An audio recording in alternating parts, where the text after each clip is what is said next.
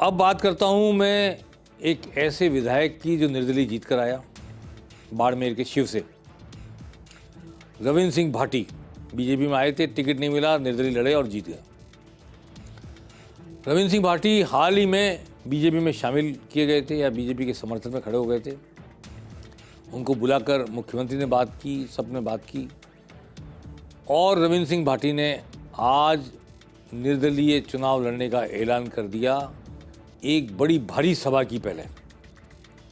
आइए आपको सभा के विजुअल दिखाते हैं कि कितने लोग मौजूद थे इस सभा में। और इस सभा ने एक राय होकर कहा, रविंद्र सिंह भाटी संघर्ष करो, हम तुम्हारे साथ हैं।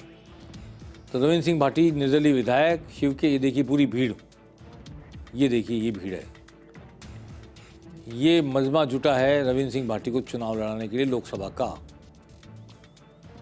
और रविंद्र सिंह भाटी ने ऐलान कर दिया कि वो लोकसभा का चुनाव निर्दलीय लड़ेंगे।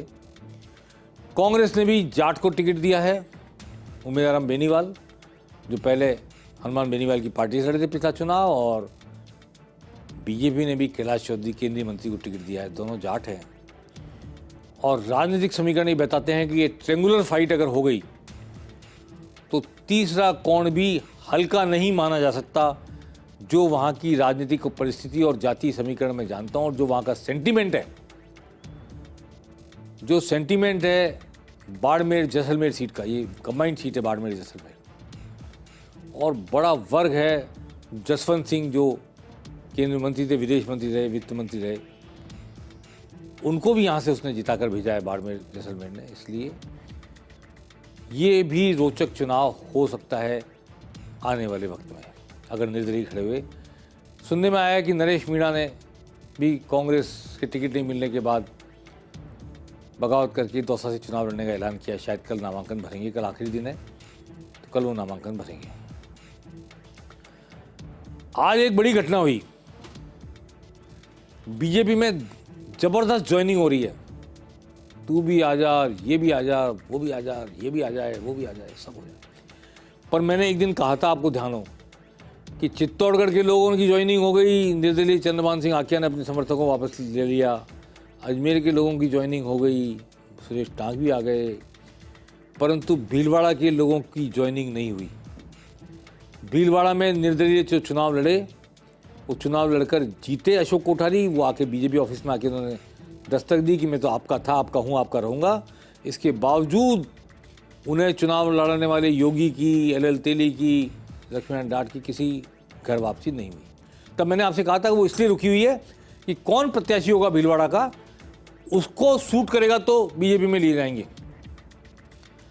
आज मैं एक तथ्य बता रहा हूं आपको कि इन सभी लोगों को, भीलवाड़ा में रहने वाले लोगों को, जो बीजेपी के थे, जिला प्रमुख, जिला अध्यक्ष रहे दोनों, और एक नगर परिषद में उपाध्यक्ष रहे, और अच्छे पदों पर रहने वाले लोग थे, तीनों यूआईटी चेयरमैन रहे। उन सबको एक दिन अरुण चतुर्वेदी, जो इस कमेटी के अध्यक्ष हैं, लेने वाली वापस पार्टी के अंदर लेने वाली, अरुण चतुर्वेदी का फ़ोन गया था और विजय राहटकर का फ़ोन गया था कि आ जाओ, कल आपकी ज्वाइनिंग होने वाली है। ये 5-7 दिन पहले की बात है, जब बड़ी ज्वाइनिंग हुई थी बड़े सारे लोगों की, 40-50 लोगों की। और रात को 12 बजे फ़ोन करके अरुण चतुर्वेदी ने मना किया कि नहीं, कल मत आना, कल आपका दिन नहीं है। और वो ठगे से रह गए जिन लोगों ने अशोक कोठारी का साथ दिया। अशोक कोठारी का साथ दे करके उन्होंने जिताया चुनाव और कांग्रेस को भी हराया साथ में। आज वो बीजेपी की दफ्तर की तरफ टकटकी लगाकर देख रहे हैं।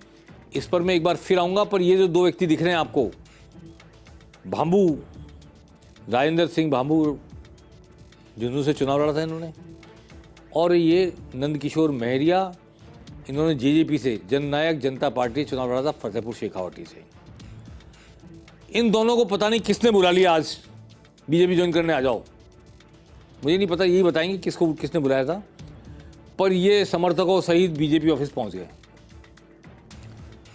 और वहां बताया गया कि किसी को सूचना नहीं है, किसी को पता नहीं है कि इनकी ज्वाइनिंग होनी है। किसी जिम्मेदार पदाधिकारी ने इनको वेलकम नहीं किया। वहाँ पर ये बैठे रहे, फ़ोन करते रहे, पूछते रहे किसने बुलाया था, उनसे बात करने की कोशिश करते रहे। पता नहीं बात हो पाई नहीं हो पाई, इनसे संपर्क हमारा नहीं हो पाया अभी दोनों से, लेकिन इन्हें बिना बीजेपी ज्वाइन किए लौटना पड़ा। और इस आपाधापी में एक नई तरह की घटना घट गई। अगर ये बीजेपी ज्वाइन करने आए थे, इन्हें बुलाया गया था और फिर ज्वाइन नहीं कराई गई है, तो शेखावाटी में जहां पहले ही बीजेपी चूरू में राहुल कस्बा की बगावत से जूझ रही है, वहां ये सीकर में और झुंझुनू में दो ऐसे शत्रप जो उनकी पार्टी को कुछ मदद कर सकते हैं पार्टी में आकर, भले ही वो बाहर जाकर चुनाव लड़ चुके हों, पर अगर उनको बुलाकर अगर वापस शामिल नहीं किया गया तो अगर क्या वो रिटेलिएट करेंगे, और क्या रिटेलिएट करके क्या बीजेपी का साथ ना होने की वजह से आज बुलाकर ना शामिल किए जाने की बात को अपने जज्बात पर ले लेंगे, ये आने वाला वक्त बताएगा। लेकिन ये घटना हुई आज, ये आश्चर्यजनक है कि पार्टी के प्रदेश मुख्यालय में आकर लोग पार्टी ज्वाइन करने को तैयार थे और कोई मिसकम्युनिकेशन हुआ या कोई बात तय करने के बाद विड्रॉ कर दी गई और सूचना नहीं दी गई वगैरह वगैरह, कुछ भी बात हो सकती है। अगर हमें पता लगी हम खुलासा करेंगे कल पेनल्टी कॉर्नर में इसका। अब मैं बात करना चाहता हूं, इनके सारे समर्थक बड़े अचंभित होकर लौटे। अशोक कोठारी की बात मैंने की थी भीलवाड़ा की। आज भीलवाड़ा में इस वक्त एक सीट है जहां बीजेपी का कैंडिडेट डिक्लेयर नहीं हुआ, भीलवाड़ा। निवर्तमान सांसद सुभाष बहेड़िया को टिकट देने की पुरजोर कोशिश हो रही है, लेकिन वो आला कमान इसलिए जिसका हुआ है, मैंने पहले भी कहा था 10 साल में वो कोई काम नहीं गिना सकते कि उन्होंने जनता के लिए काम किया। फिर भी सुभाष बहेड़िया भारी प्रत्याशी हैं, इसलिए भारी हैं कि संघ उनके साथ है पूरी तरह, लेकिन उन्होंने काम नहीं किया। ये बात विख्यात है, प्रख्यात है, सबको ज्ञात है। इसलिए अशोक कोठारी जो निर्दलीय विधायक हैं, उनके समर्थकों ने आज भीलवाड़ा के एक होटल में बैठक की। 100-200 लोग रहे होंगे। उन्होंने तय किया कि अगर बीजेपी ने जनता के हित में प्रत्याशी घोषित नहीं किया, अगर बीजेपी ने सुभाष बहेड़िया को रिपीट किया या कुछ और लोगों के उन्होंने नाम लिए, तो हम निर्दलीय प्रत्याशी उतारेंगे। हो सकता है अशोक कोठारी फिर निर्दलीय उतरे या उनके समर्थन से कोई निर्दलीय उतरे। और जैसी जन क्रांति विधानसभा चुनाव में भीलवाड़ा में हुई थी कि पार्टी के प्रत्याशी की स्थिति एक तरफ हो गई और पूरी बीजेपी लगभग सड़क पर उमड़ पड़ी, अधिकांश संघ के और संघ के अनुषांगिक संगठनों के लोग और जनता, और अशोक कोठारी जीत गए। क्या ऐसी कोई बगावत की भावभूमि रची जा रही है भीलवाड़ा में जिसकी वजह से बीजेपी ने प्रत्याशी का नाम घोषित करने से रोका हुआ है? दामोदर अग्रवाल, रिजू झुंझुनवाला और सुभाष बहेड़िया। एक नाम रविंद्र जाजू का भी आज सुनने में आया है। तो कौन प्रत्याशी बनेगा ये तो कल तक पता चल ही जाना चाहिए मेरे ख्याल से, अब क्या बचा है। लेकिन भीलवाड़ा में आम जन को एक बार फिर से खड़ा करने की और एक नई जनक्रांति करने की भावभूमि बन रही है, क्योंकि कांग्रेस ने ऐसे व्यक्ति को टिकट दिया, दामोदर गुजर को, जिसको भीलवाड़ा के लोग पूछ रहे हैं ये कौन है। गंगापुर के रहने वाले हैं, गंगापुर सिटी, नॉट गंगापुर भीलवाड़ा। और जयपुर में कॉलेज चलाते हैं, देव ग्रुप ऑफ कॉलेजेस है उनका, पुलिस की नौकरी में थे पहले। 2.5 लाख गुजर मतदाता हैं भीलवाड़ा में, इस बिना पर उन्होंने भीलवाड़ा से टिकट ले लिया। पर भीलवाड़ा के लोग एक दूसरे पूछ रहे हैं, भीलवाड़ा कांग्रेस एक दूसरे से पूछ रहे हैं। और कल जब टिकट मिला तो मुझे भी एक बार पूछना पड़ा कि भीलवाड़ा में दामोदर गुजर कौन है। फिर तो मैं जब जैसी जिक्र आया कि भीलवाड़ा के नहीं है, बाहर के हैं, तो मैं पहचान गया इनको। इनसे मेरा भी एक वास्ता पड़ा हुआ, एक घटना हुई थी जब ये पुलिस की नौकरी में थे, उसका जिक्र करना इस वक्त कोई रेलेवेंट नहीं है, तो इसलिए मैं पहचान गया। लेकिन क्या भीलवाड़ा में कांग्रेस एकजुट होकर चुनाव लड़ पाएगी ऐसे प्रत्याशी के उतारे जाने पर? एक सवाल ये।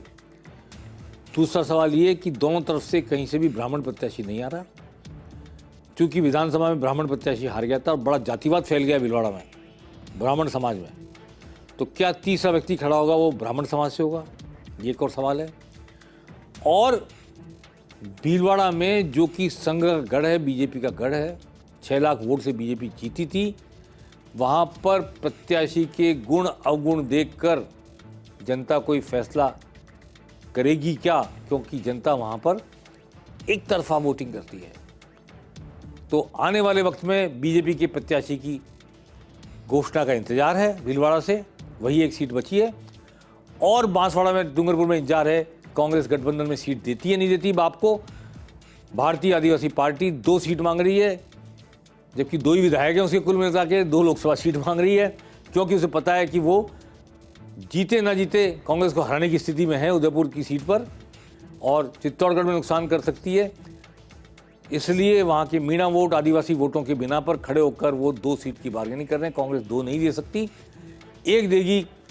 और अगर नहीं होगा गठबंधन तो कांग्रेस चुनाव लड़कर, अकेले लड़कर हारना मंजूर कर लेगी, पर 2 सीट दे करके लोकसभा की परमानेंट सुसाइड नहीं करेगी। परमानेंट सुसाइड तो परमानेंट ही होता है, लेकिन मैं राजनीतिक सुसाइड की बात कर रहा हूँ, वो परमानेंट नहीं होता। वो एक बार होता है, फिर दूसरी बार फिर खड़े हो जाते हैं लोग, फिर जिंदा हो जाते हैं, फिर लड़ लेते हैं। इसलिए मैंने वो कहा है कि पार्टी 2 सीटों को देने का काम नहीं करेगी किसी कीमत पर। अगर ऐसा करती है तो ये बड़ा आत्मघाती कदम होगा कांग्रेस के लिए, मेरा मानना है, राजनीतिक पर्यवेक्षक के रूप में। बाकी वोट कटिंग पार्टी के रूप में जो हैसियत है भारतीय आदिवासी पार्टी की, वो जग जाहिर है। उसका फ़ायदा सीपीएम ने उठा लिया, उसका फ़ायदा हनुमान बेनीवाल की पार्टी ने उठा लिया। अब ये पार्टी भी उसका फ़ायदा उठाने के लिए 1 सीट पर सहमत हो जाती है या दोनों सीट की जिद करती है। उस पर पता चलेगा कि बांसवाड़ा की सीट गठबंधन जाएगी या कांग्रेस लड़ेगी। पेनल्टी कॉर्नर में आज बस इतना ही। नमस्कार।